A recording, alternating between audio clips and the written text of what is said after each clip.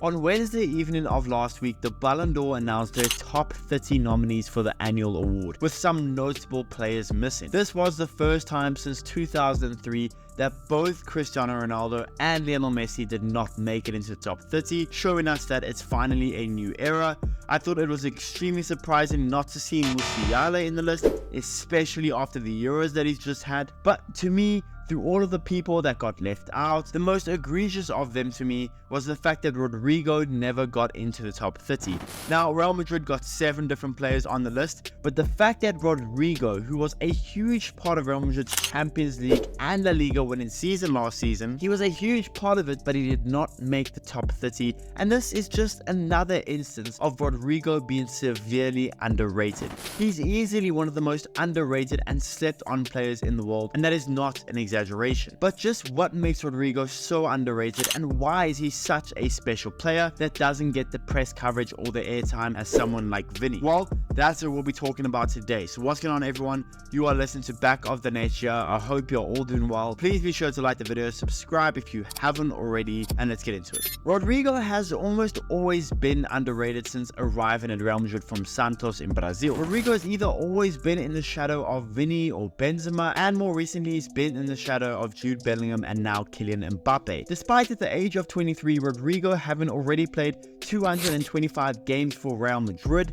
having got 55 goals and 42 assists, as well as winning the Champions League twice, the Super Cup twice, the league title 3 times, Rodrygo is still severely underrated by most Real Madrid fans and by most footballing fans in general. And Rodrygo not making the top 30 in the Ballon d'Or nominations shows exactly that. Last season, Rodrygo came off of a season where he played 51 games, getting 17 goals and 9 assists, getting a crucial assist in the first leg against Bayern in the semi-finals of the Champions League, scoring 2 goals in 2 games against Man City in the quarterfinals, having a 3-game stretch in the league where he scored 5 goals and got 3 assists, scoring a crucial brace against Bilbao in the league to win 2-0, and getting a goal and an assist in the Clásico in the Supercopa final against Barcelona. A game where Vinny got all the praise, with Rodrygo once again being in the shadow despite also having an elite performance. All of that in one season at 22 years old, plus winning a La Liga, a Super Cup, a Champions League, yet still doesn't make it into the top 30 nominations. I am so confused, and again, this shows why Rodrygo never gets the praise he deserves. Even when he single-handedly won Real Madrid the Champions League by coming off of the bench in the second leg against Man City in the semi-finals at the age of 20 years old,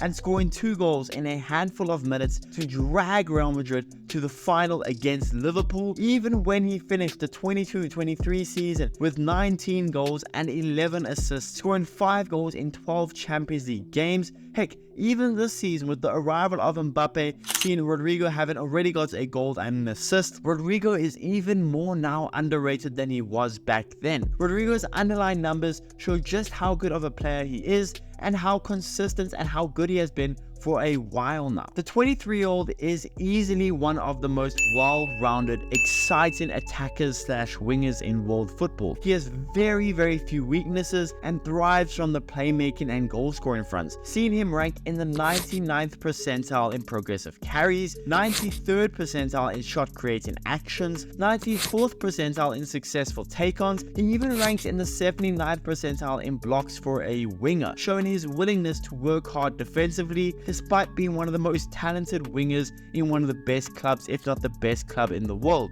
Rodrygo has never really overperformed his XG, showing that if Rodrygo could get better at finishing, his numbers could get even better than they already are. On top of Rodrygo being a very high level chance creator from out wide, his ball retention ability is absolutely crazy. Seeing Rodrygo rank in the 100th percentile in ball retention and rank in the 99th percentile in pass completion percentage, showing his very impressive ability to retain the ball for his team, which which isn't a very common thing to see from wingers, let alone young wingers. For instance, Vinny had just a 39.1% ball retention rate, Bukayo Saka has just a 60.9% ball retention rate, and even Mo Salah has just a 10.9% ball retention rate. Now, obviously, those stats aren't everything, with the difference in all four of their play styles, the difference in their role in their team. So a player that gets the ball more, that has to dribble more, well, those players will have a lower ball retention percentage, like Vinny and Salah, and obviously the difference in league and all of that. But that's not me mentioning those stats so that I could say Rodrygo is better than Vinny, Saka, or Salah, but it's just to show how good Rodrygo is. And quite honestly, Rodrygo isn't miles away from any of the three players I have just named. Rodrygo thrives at big moments in big games.